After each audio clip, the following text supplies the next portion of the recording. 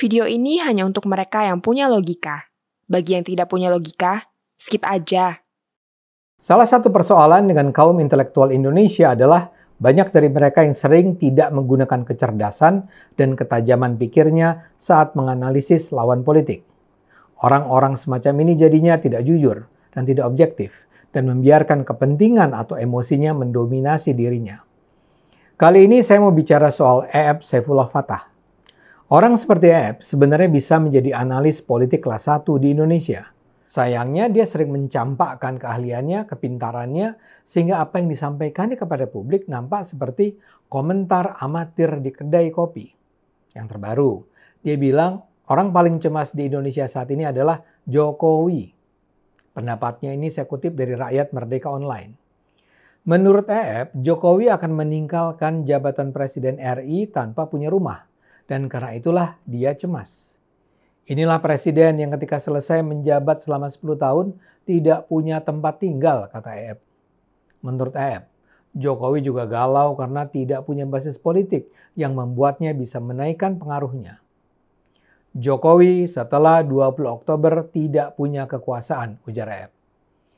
Menurutnya ini terjadi karena Jokowi selama 10 tahun hanya mengabdi kepada kepentingan-kepentingan yang sangat sempit sehingga pengaruhnya tidak punya kewibawaan. Ini berbeda dengan dua presiden sebelumnya.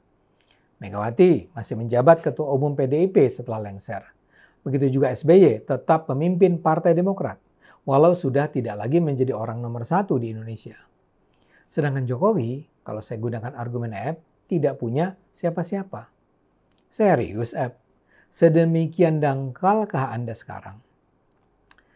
F sebenarnya bukan orang main-main. Dia adalah pendiri dan pimpinan Polmark Research Center.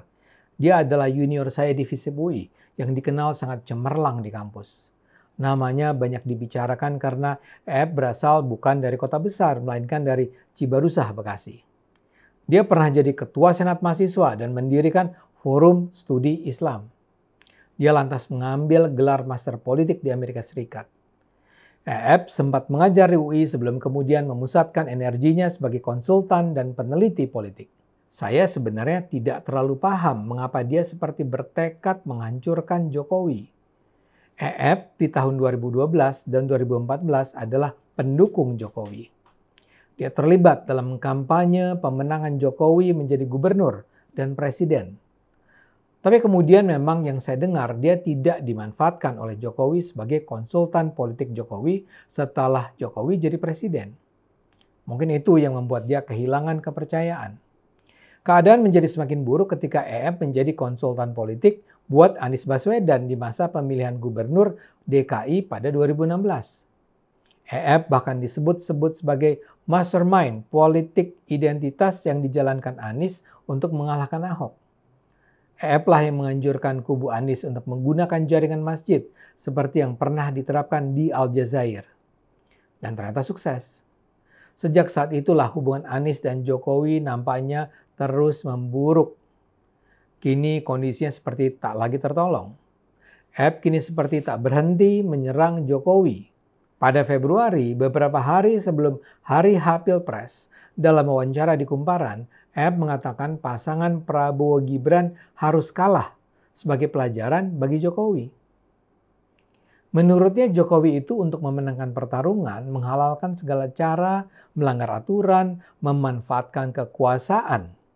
Jokowi, kata E.F., menggunakan bansos, BLT, menggerakkan aparatur untuk memperoleh kekuasaan. Jokowi keras kepala, dibilang salah malah terus dikerjakan. E.F. kemudian menjelaskan, Jokowi adalah khas pemimpin Solo yang menjalankan ajaran 4N, yaitu ngalah, ngalih, ngomong, ngobong. Ngalah itu artinya di awal Jokowi akan mendengarkan saja ketika ada orang mengkritik atau memberi masukan pada dia. Lalu ngalih, artinya secara perlahan dia akan menghindar dari isu-isu itu. Ketiga, ngomong, artinya dia akan mengekspresikan dalam bentuk verbal pendapatnya tentang kritik yang tidak disukainya. Dan keempat, ngobong, artinya membakar. Menurut E.F. saat ini Jokowi sedang dalam tahap ngobong. Saat ini Jokowi melakukan serangan balik. Kenapa itu dilakukannya? Menurut E.F., Jokowi punya kepentingan. ingin menjaga kelanjutan yang sudah dia mulai. Tapi Anda jangan salah mengerti apa yang EF maksud dengan menjaga kelanjutan yang sudah dia mulai. EF tidak bicara soal Pak Jokowi ingin agar kebijakan-kebijakannya yang membawa manfaat pada masyarakat, seperti misalnya hilirisasi nikel, pembangunan infrastruktur, bantuan sosial, dan seterusnya dilanjutkan. Bukan itu. EF mengatakan Jokowi tidak mau kehilangan kenikmatan kekuasaan, dan dia melakukannya dengan cara yang ekstrim. Jadi dalam bayangan EF, Jokowi adalah seorang presiden yang sudah begitu menikmati kekuasaan selama 10 tahun dan kini cemas bahwa itu akan berakhir sehingga dia akan melakukan apapun untuk mempertahankannya.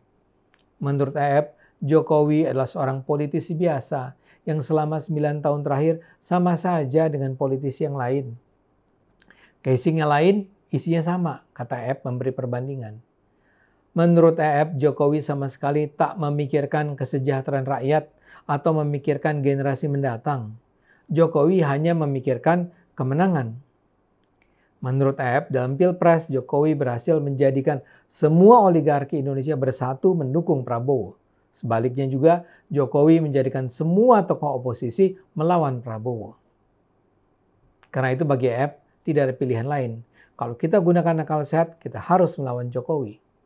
Bagi EF, kemenangan Prabowo Gibran akan membawa kerugian besar bagi Indonesia. Dengan demikian, harus ada resistensi dari civil society. Sedemikian dangkal ya argumen EF. Dalam kesempatan wawancara dengan Abraham Samad, EF menyebut Jokowi harus dimakzulkan. Dia menyebut rangkaian alasan mengapa Jokowi harus dimakzulkan.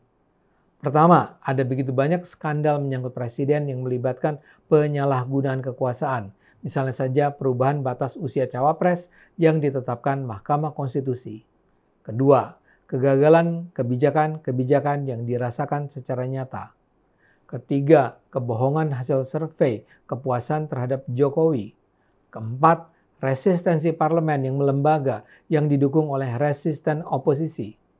Kelima, keresahan publik yang meluas.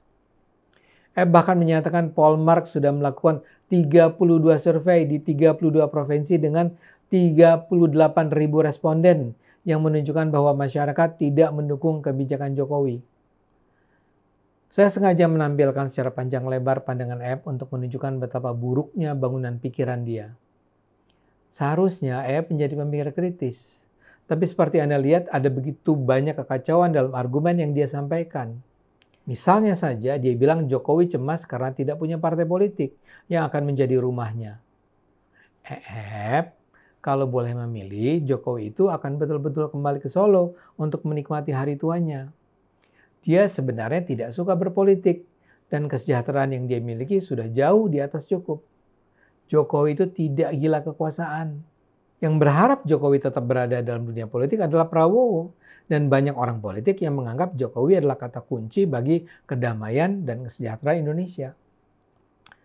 Selain itu, data yang ditampilkan EF juga berantakan. Misalnya saja soal adanya kebohongan survei tentang kepuasan masyarakat terhadap Jokowi. Kebohongan yang mana? Data tentang kepuasan terhadap Jokowi itu diungkapkan sejumlah lembaga survei yang terkemuka yang jauh lebih kredibel dari Polmark. Lantas mana mungkinlah EF melakukan survei dengan 38.000 responden di 32 provinsi. Umumnya lembaga survei hanya meneliti sekitar 1.000 sampai 2.000 responden di seluruh Indonesia. Ini kok bisa-bisanya 38.000?